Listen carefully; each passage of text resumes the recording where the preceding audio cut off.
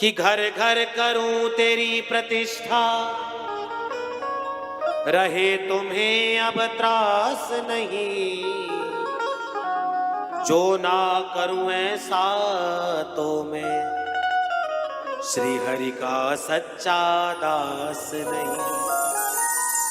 देवी भक्ति तुम चिंता मत करो, यदि मैंने ऐसा नहीं किया तो मैं हरि का दास नहीं। और जैसे ही भक्ति महारानी को आश्वासन दिलाया, भक्ति महारानी नारद जी की महिमा को गाने लगी। जयति जगति माया यस्य काया धवस्ते, वचन रचन में कम केवलम चाकलैया। ध्रुव पदमपि यातो यत्कृपातो ध्रुवोऽयम्, सकल कुशल पात्रम् ब्रह्मपुत्रं हतास्मि। हे ब्रह्मा जी के मानस पुत्र नारद जी, आपकी जय हो, आपकी जय हो। आपके एक शब्द पे निष्ठा विश्वास करके कयाधु नंदन प्रहलाद खम्भ से भगवान को प्रकट कर दिए, केवल आपके कहने पे। आपके ही एक मंत्र का ज्ञान करके ध्रुव जी महाराज आकाश मार्ग पर तारे बन के चमक रहे हैं। ये सब आपकी कृपा से हुआ है महाराज, इसलिए अब मेरे दोनों पुत्रों को ज्ञान वैराग्य को भी आप स्वस्थ कीजिए। नारद जी ने उपाय करने प्रारंभ किए। वेद वेदांत घोषैश्च गीता पाठेर मुहुर्मुहु। वेद वेदांतों का पाठ किया पर ज्ञान वैराग्य तो कोई है स्वस्थ होते ही नहीं। गीता का पाठ सुनाते हैं तो कुछ देर के लिए ज्ञान वैराग्य उठ के खड़े हो जाते हैं, पर गीता का पाठ समाप्त होते ही फिर सो जाते हैं। जब कहीं भी ज्ञान वैराग्य को स्वस्थ नहीं मिले तो नारद जी महाराज परेशान हो गए। कैसे ज्ञान वैराग्य का मैं कल्याण करूं, कैसे इन्हें स्वस्थ करूं? सारी दवाई पिला दी, सारे इंजेक्शन लगवा दिए, सारी बोतल लगवा दी, पर बीमारी का इलाज ही नहीं मिल रहा। न दवाई मिल रही, न इलाज मिल रहा, बिल्कुल कोरोना की भांति। अब जब नारद जी को कुछ समझ नहीं आया क्या करूं क्या करूं, तब अचानक आकाश मार्ग से आकाशवाणी हुई। नारद जी, सत्कर्म सूचको नूनम ज्ञान यज्ञ स्मृतो बुधई। नारद जी, सत्कर्म करो, और इस सत्कर्म का स्वरूप कैसा होगा ये कोई संत महात्मा तुम्हें बताएंगे। अब नारद जी महाराज मन में विचार करने लगे, राम राम, आकाशवाणी भी हुई तो ऐसी हुई, न सत्संग का पता लगा, न सत्संग का अर्थ का, न दवाई का पता लगा, न इलाज का। आकाशवाणी कह रही है सत्कर्म करो, और सत्कर्म का स्वरूप कैसा होगा कुछ संत बताएंगे। कहां संतों को ढूंढूं? नारद जी महाराज निकल पड़े संतों को ढूंढने के लिए, और जो भी मिलता उनसे प्रणाम करके थे, महाराज जी जल्दी से बताइए सत्कर्म किसे कहते हैं? इतने बड़े महात्मा नारद जी, सारा जगत जिन्हें प्रणाम करता है, जो देवताओं में जाए चाहे दानवों में जाए, सब जिनको प्रणाम करते हैं, ऐसे परम संत नारद जी से, नारद जी आज महात्माओं से पूछ रहे, बताइए सत्कर्म का स्वरूप क्या है? कोई महात्मा तो इधर उधर मुंह घुमा के चल दिए, और भागवत में लिखा है मुखी भूता स्थान्य तू कियंत स्तु फलायिता। और कई महात्माओं ने नारद जी के डर से उत्तर न देने के कारण मौन व्रत धारण कर लिया। अभी नौ दुर्गा चल रही है, हमारा मौन व्रत चल रहा है, मौन व्रत खिलेगा जब बात करेंगे। पर किसी भी महात्मा की हिम्मत नहीं हुई जो नारद जी का उत्तर दे सके, क्योंकि नारद ऐसे वैसे महात्मा नहीं। नारम ज्ञानम ददाति ति नारदाः, जो लोगों को ज्ञान दे उसका नाम नारद। अथवा नारम अज्ञानम यति खंडयति ति नारदाः, जो लोगों के अज्ञान का खंडन कर दे उसका नाम नारद। अथवा नारम अज्ञानम यति खंडयति इति नारदाः, जो लोगों के अज्ञान का खंडन कर दे उसका नाम नारद। और एक संत तो नारद का शब्द का अर्थ करते हैं, जिसकी बात कभी रद्द ना हो उसका नाम नारद। नारद तो नारद जी महाराज ऐसे वैसे महात्मा तो थे नहीं। इतने विरक्त और इतने प्रतापी महात्मा कि देवताओं में जाएं चाहे दानवों में जाएं, जहां जाते हैं वहां नारद जी की पूजा होती है। किसी भी महात्मा की इतनी हिम्मत नहीं जो नारद जी को यह बता दे कि सत्कर्म का स्वरूप क्या है। जब नारद जी थक गए तो थकते थकते नारद जी सीधे श्रीधाम वृंदावन की भूमि में आए और वृंदावन की भूमि में आकर के देखा भक्ति अपने पुत्र ज्ञान और वैराग्य के साथ अचेत अवस्था में सचेत अवस्था में पड़ी हुई है। तब मैंने मन में विचार किया, महाराज जब कहीं मुझे संकट का दूर का उपाय नहीं मिल रहा तो मैं सीधे बद्रीनाथ की भूमि पर आया और बद्रीनाथ की भूमि पर आते ही आप चारों भैयाओं से भेंट हो गई। अब आप चारों भैया ही बताइए कि कैसे हम इसका उपाय करें। सनकादिक कहने लगे, राम राम, खोदा पहाड़ और निकली चुहिया। प्रेम से कहो श्री राधे। इतनी छोटी सी चिंता, इतनी छोटी सी बात और आप इतनी चिंता कर रहे हैं नारद जी। नारद जी मुंह लटका के बोल गए, बोले 1 महीने से हम इतने उपाय कर रहे हैं, 1 महीने से ज्ञान वैराग्य को ठीक करने का इतना उपाय कर रहे हैं और आप लोग कह रहे हैं कि ये छोटी सी बात है। तो आप ही बता दीजिए कि ज्ञान वैराग्य स्वस्थ कैसे होंगे। सनकादिक कहने लगे, नारद जी ये कोई और नहीं, श्रीमद् भागवतालाप शतुगीत शोकादिभि। सुखदेव जैसे परमहंस के मुख से गाया हुआ ये श्रीमद् भागवत ही एक ऐसा ग्रंथ है, एक ऐसा गीत है जिसके श्रवण कराने मात्र से ज्ञान वैराग्य नव यौवन अवस्था को प्राप्त हो जाएंगे। नारद जी ने जैसे ही सुना तो नारद जी तो मुंह लटका करके खड़े हो गए और कहने लगे, महाराज बात तो जम नहीं रही है। क्यों भाई, क्या हो गया? हमारी दवाई पे विश्वास नहीं? बोले महाराज दवाई पर तो विश्वास है, पर जिस दवाई को आप खिला रहे हैं ये दवाई सही नहीं है। बोले क्यों?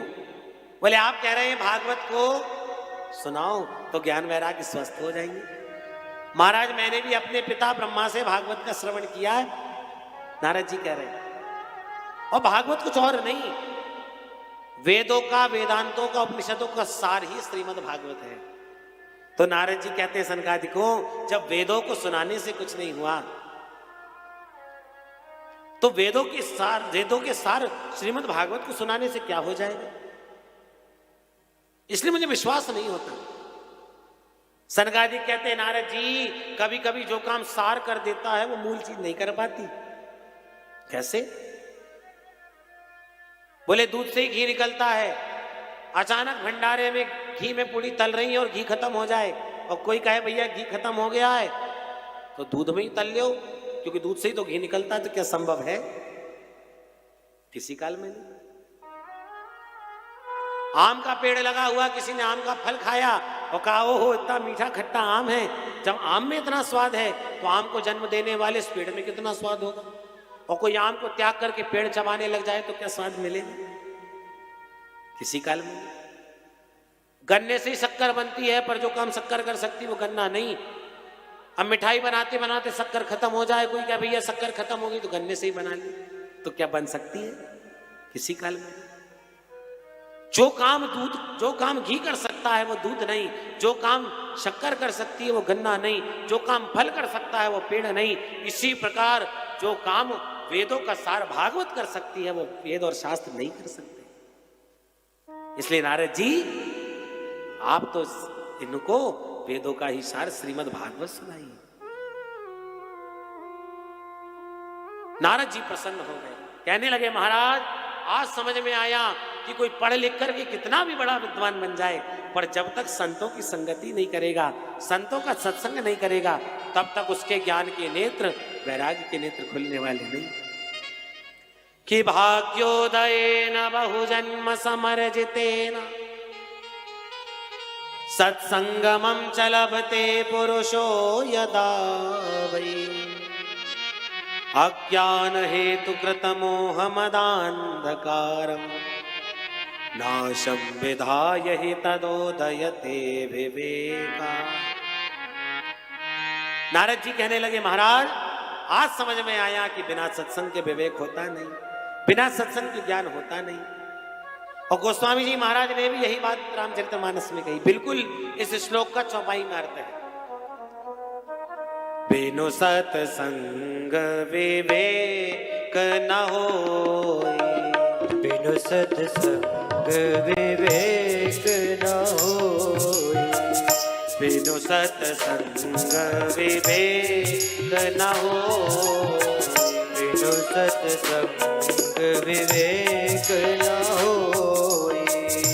राम कृपा बिनु सुलभ न सोई। राम कृपा बिनु सुलभ न सोई। राम कृपा बिनु सुलभ न सोई। राम कृपा बिनु सुलभ न सोई। बिनु सत्संग विवेक न होई। बिनु सत्संग विवेक न होई। विवेक न हो। विवेक न होई। तो सत्संग की सरिता में सराबोर होने का सौभाग्य उन्हीं सत्पुरुषों को प्राप्त होता है जिन्हें गोविंद अपनी कृपामयी चुम्बक से खींच करके ले आते हैं।